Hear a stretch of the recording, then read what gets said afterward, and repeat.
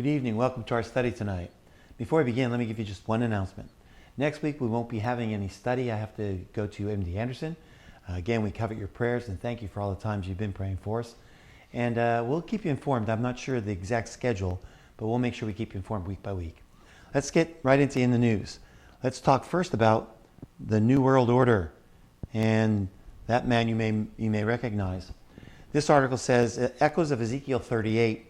Putin declares partnership with Islam in the New World Order.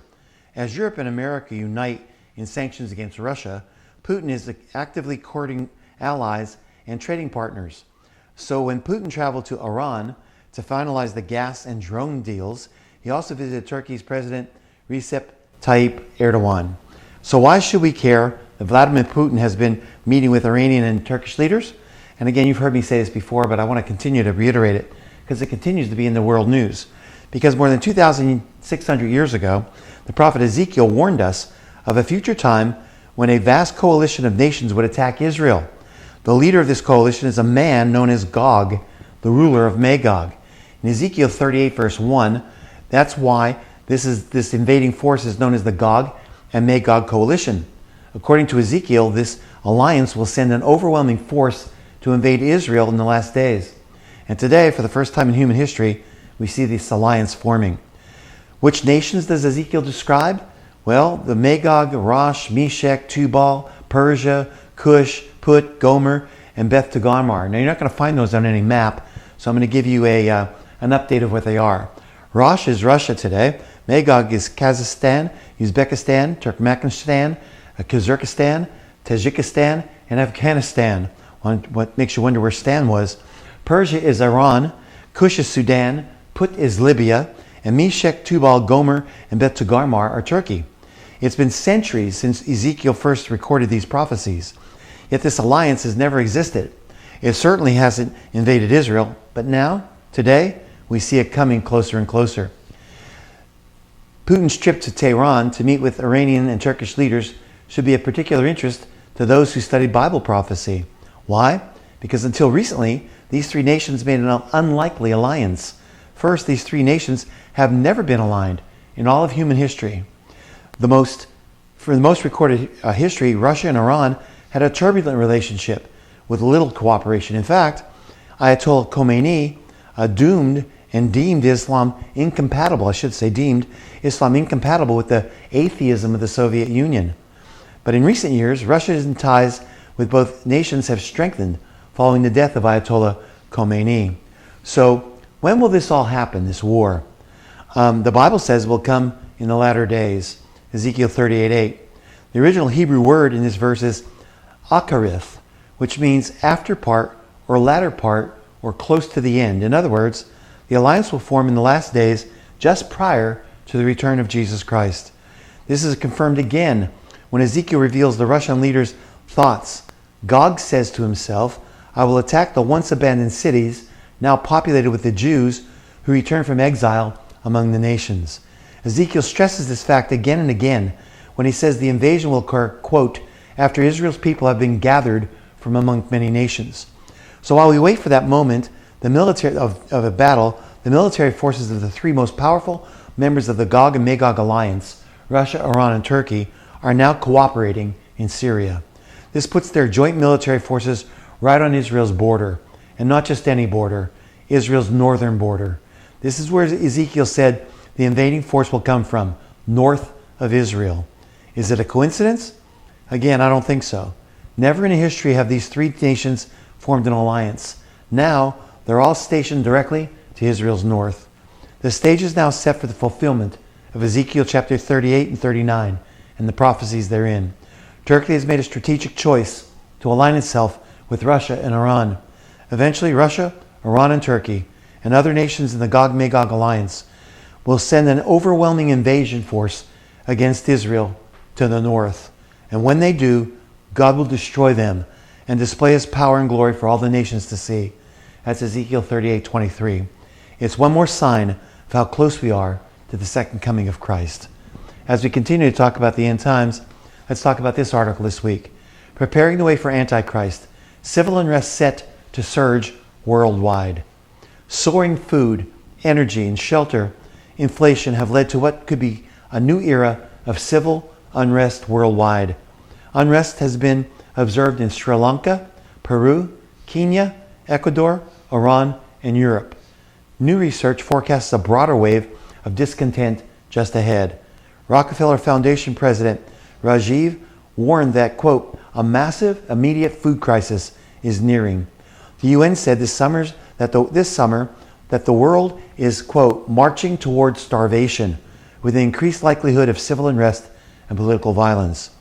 Versick Maplecroft, a UK-based risk consulting and intelligence firm, have just published an updated version of the Civil Unrest Index, showing the last quarter saw the most countries ever since the index was created move higher in civil unrest risks. 101 of 198 countries tracked by the firm saw increased risks of civil unrest. Excuse me. The worst is undoubtedly yet to come, the firm warned. Versick noted Algeria has the highest likelihood of projected civil unrest over the next half year because of rising inflation. Other areas include Europe, mainly due to energy hyperinflation and decimating household finances. When the people's livelihoods are affected, watch out. That's an environment ripe for social unrest.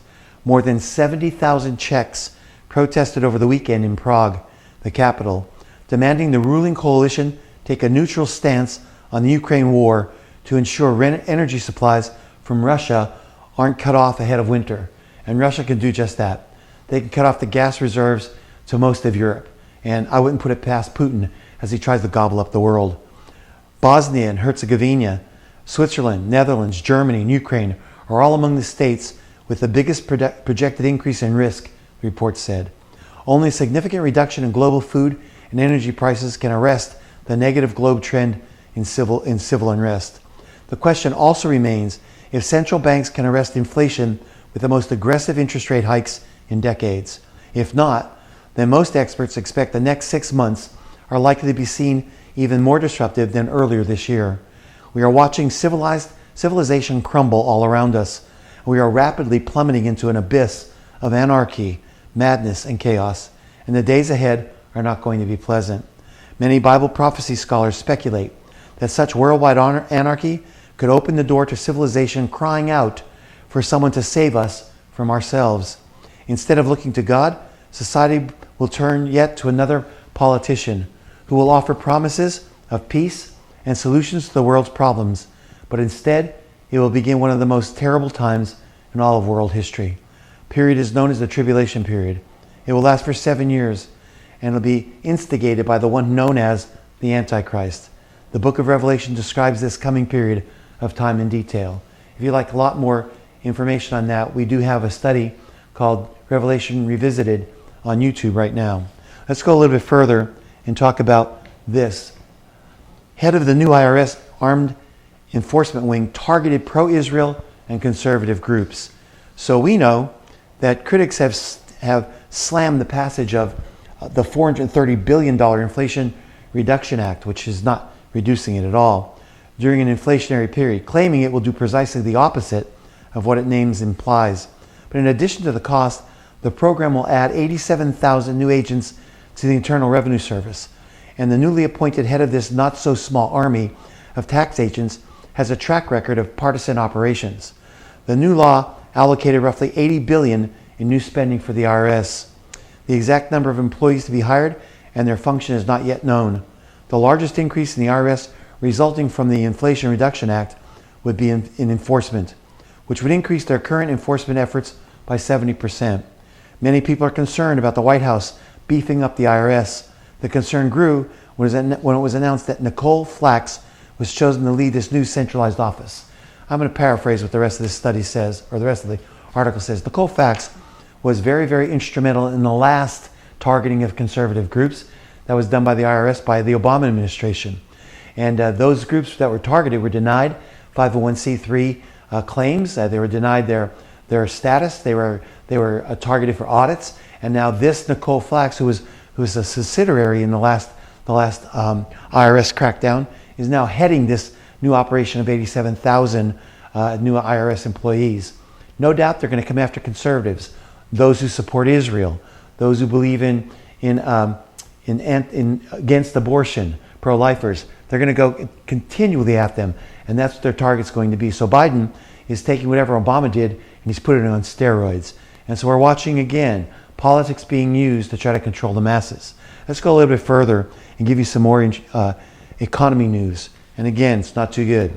This fall echoes dangerous parallels to previous economic crises. What we are witnessing right now reminds us so much of 2008, and we all remember what happened in the fall of 2008. The fact that we are seeing so many parallels between what is transpiring now and what transpired 14 years ago should deeply alarm all of us. We appear to be on the precipice of another economic crash, and all of the solutions that our leaders give us just seem to make things even worse.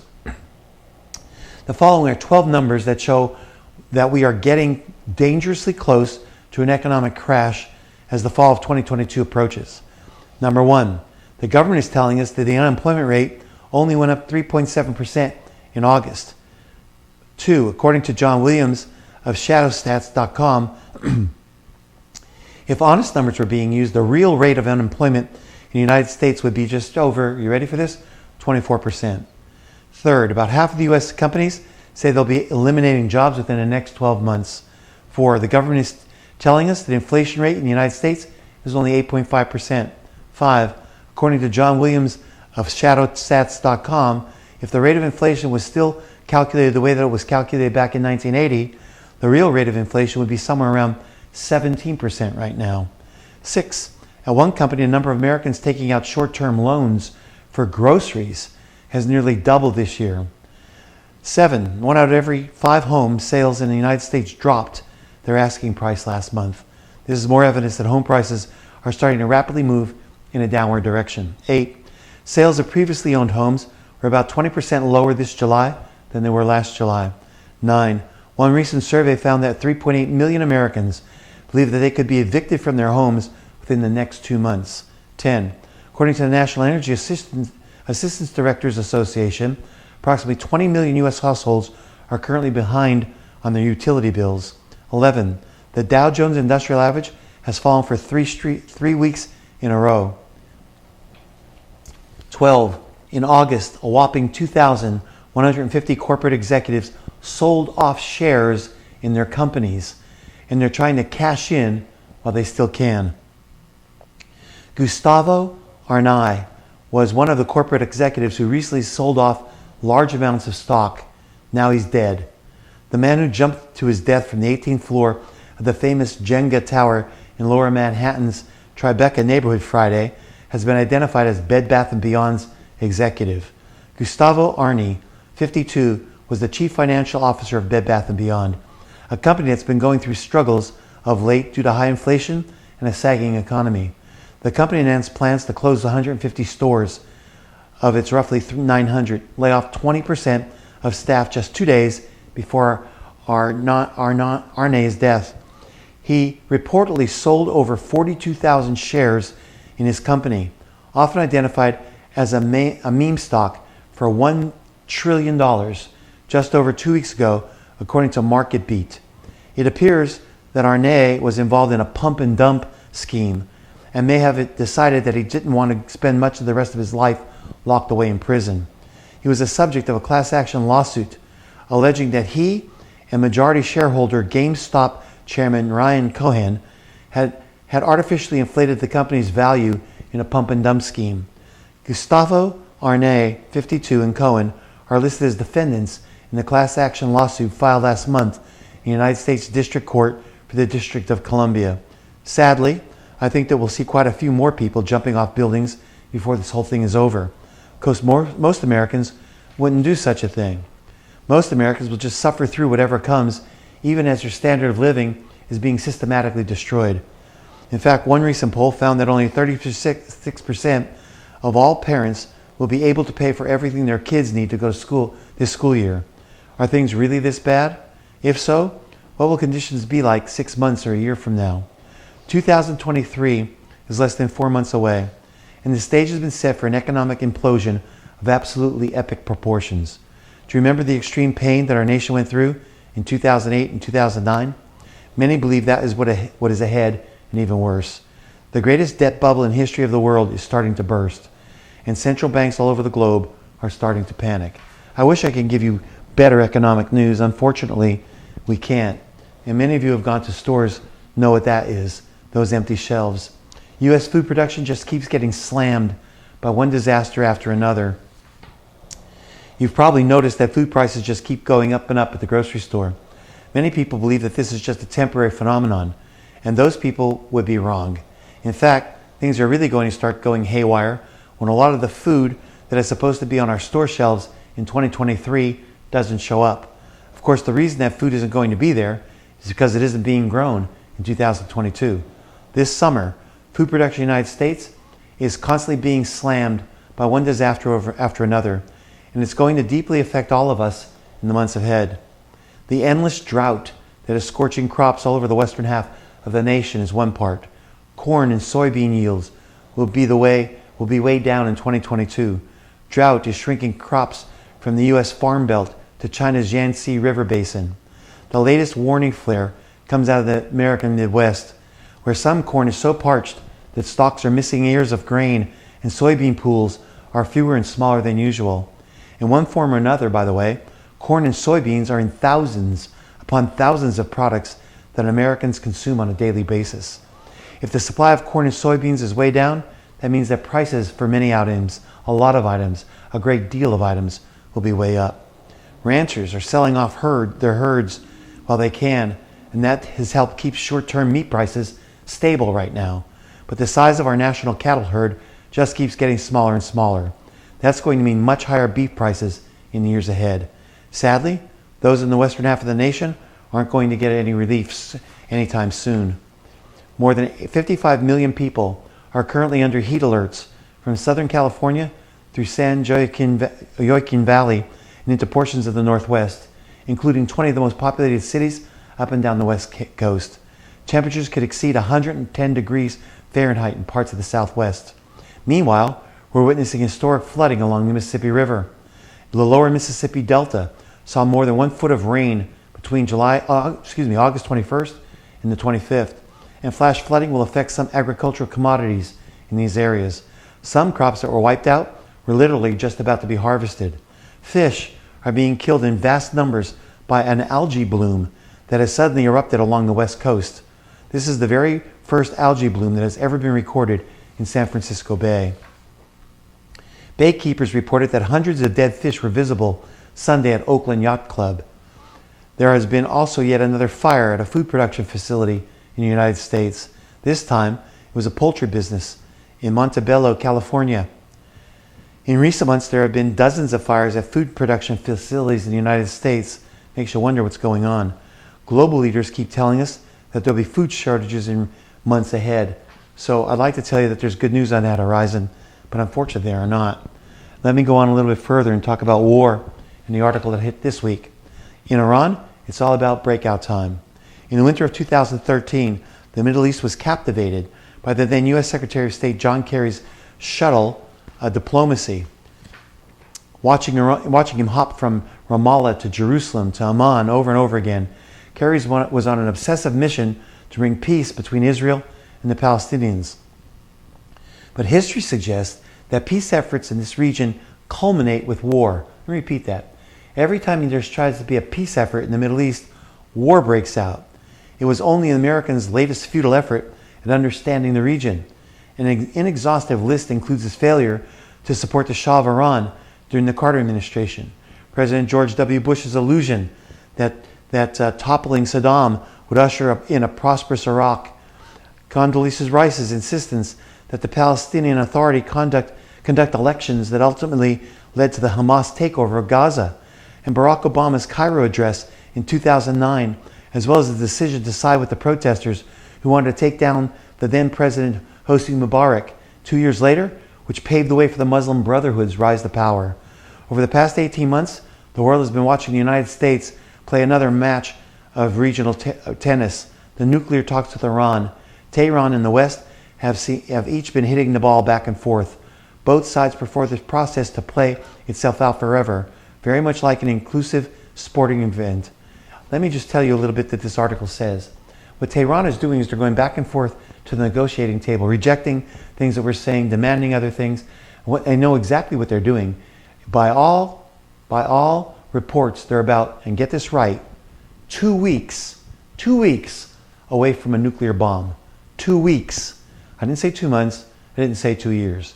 So it behooves them to play this game of peace processes to elongate their ability to produce a bomb. And so America is falling for it hook, line, and sinker. The Biden administration is doing what the Obama administration did, what the Bush administration did. They all tried to broker this peace. It's not going to happen. Tehran has made it very, very clear that when they get the bomb, they're going to bomb Israel. They hate Israel. They believe it's not even part of the map. They're going to take it out. Let me suggest to you that Israel will take it out before that time. And let me also suggest to you, as I told you about Ezekiel 38, that might predicate the war that will happen in Ezekiel 38 and 39.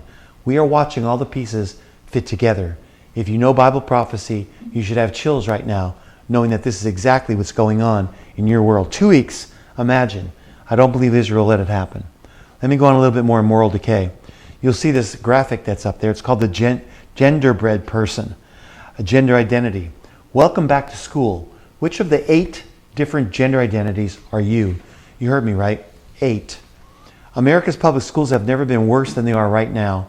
Test scores are falling, and many of our kids cannot read, they can't write, or they speak or do basic math effectively.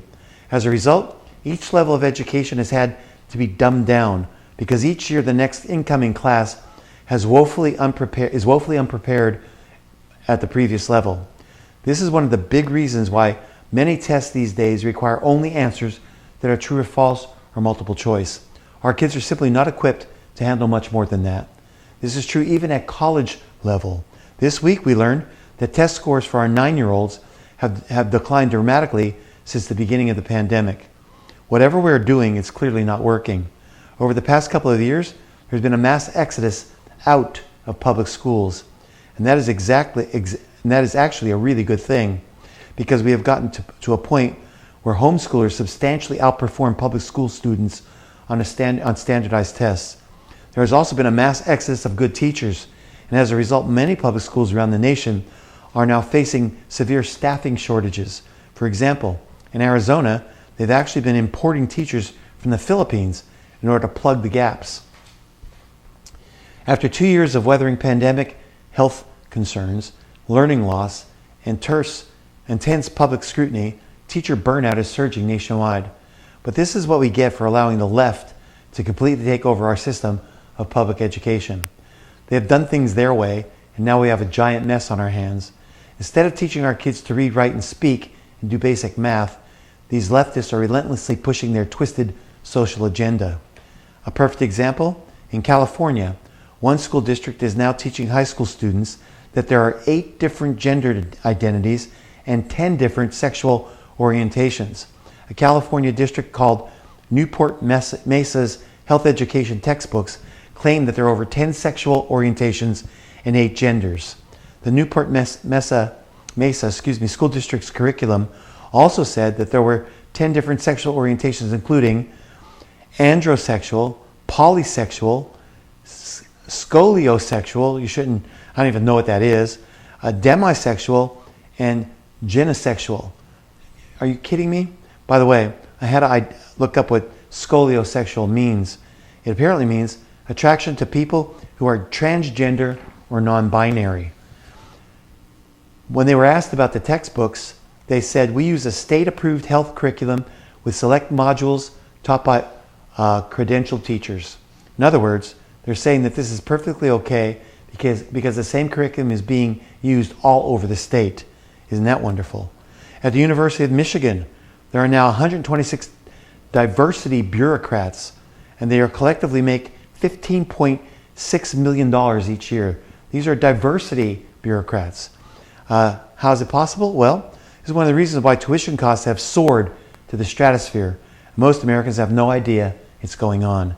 Many parents will just continue to ship their kids off to such schools so that they can, quote, get a good education. Our culture is rotting right in front of our eyes. And our absolutely horrible system of public education It's one of the biggest reasons why it is rotting. So let me go a little bit further since you've been hearing so many negative things. This article came out.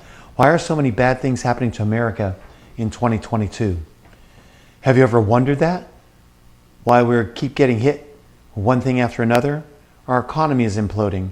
Inflation is out of control. The housing market is starting to crash. Our weather patterns have gone completely nuts. The western half of the nation is enduring the worst drought in 1,200 years. We are dealing with 3 major pandemics simultaneously. We are losing our proxy war with Russia and the Ukraine. And it looks like war with China is just around the corner. And on top of everything else, our political system is failing because liberals and conservatives deeply, deeply hate one another. And if you think that there's hope on the horizon, you're going to be severely disappointed. The current crop of politicians in Washington is the worst that we've had in our entire history. And all of the solutions they give us just seem to keep making matters worse and worse. This weekend, an intriguing article in the Jerusalem Post was entitled, "Is God Punishing the United States of America?" Could it be possible there is a common thread that connects all the bad things that are constantly happening to America? Sharon Pomerantz, the article's author, is asking. In his article, one of the points he says is that America's political system is coming apart at the seams right in front of our eyes.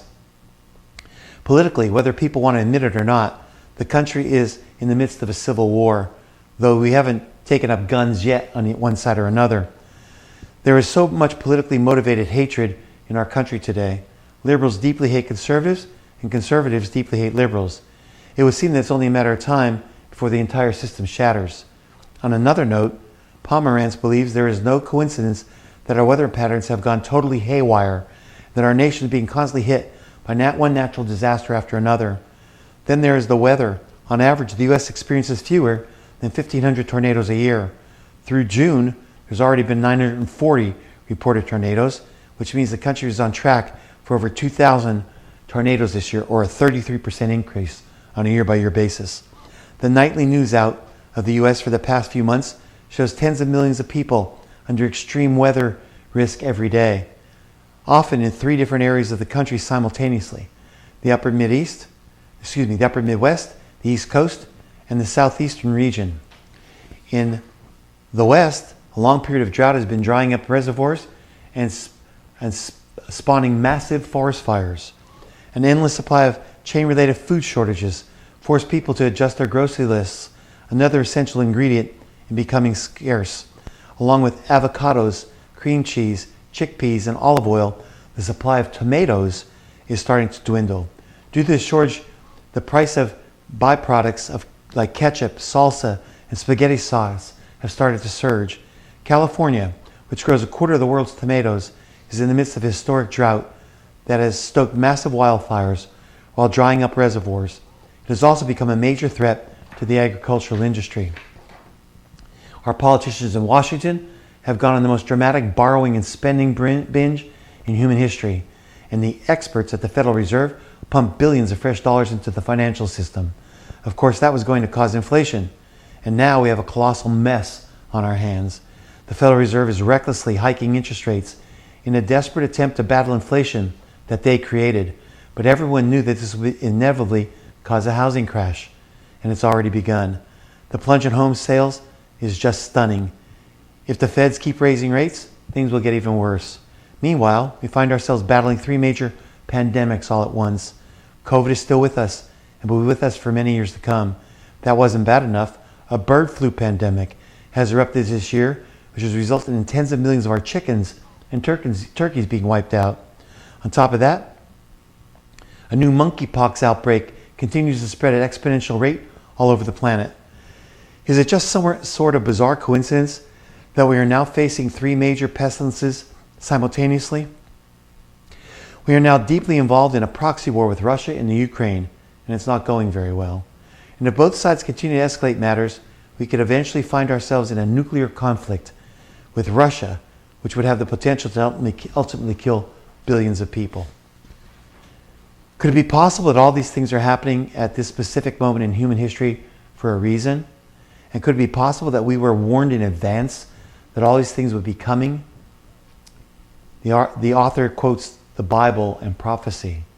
All of human history has been building up to this grand crescendo, and we get to be here for it. Unfortunately, the vast majority of the population has no idea what is ahead, and so most of them are going to be absolutely blindsided by the cataclysmic events that are rapidly coming our way. Before I give you the last one, tonight I'll be talking about Zechariah chapter 7. That's exactly what Zechariah points out to the Jews who have forgotten God. He points out how all the things that happened to them are because God was warning them that something drastically large in their future was coming, which was judgment by God. So, let's go one last one. Warning. The events of 2022 show we are not prepared for what is coming in 2023. These articles dovetail one another.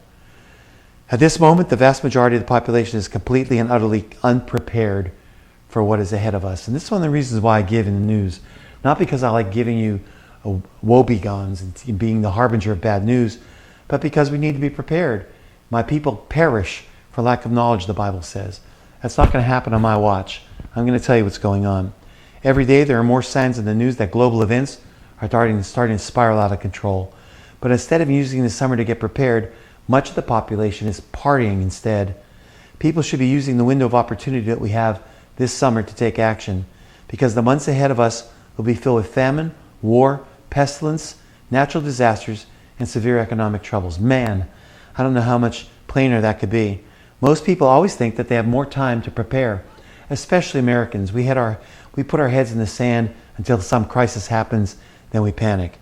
But as the people of Mississippi's largest city recently found out, the opportunity to get prepared can end very abruptly. Mississippi's largest city has run out of water indefinitely, leaving 180,000 locals unable to drink from their taps, flush their toilets, or shower. This ailing outbreak the O.B. Curtis water plant in Jackson was taken offline after it was overwhelmed by recent flooding. Now the capital city is home of 150,000 people, and 30,000 surrounding communities are pressed to conserve their rations as officials begin to distribute cases of water bottles in a massively complicated logistical task. It could take up to 4 months to completely repair the water plant. So what will all those people do as they wait?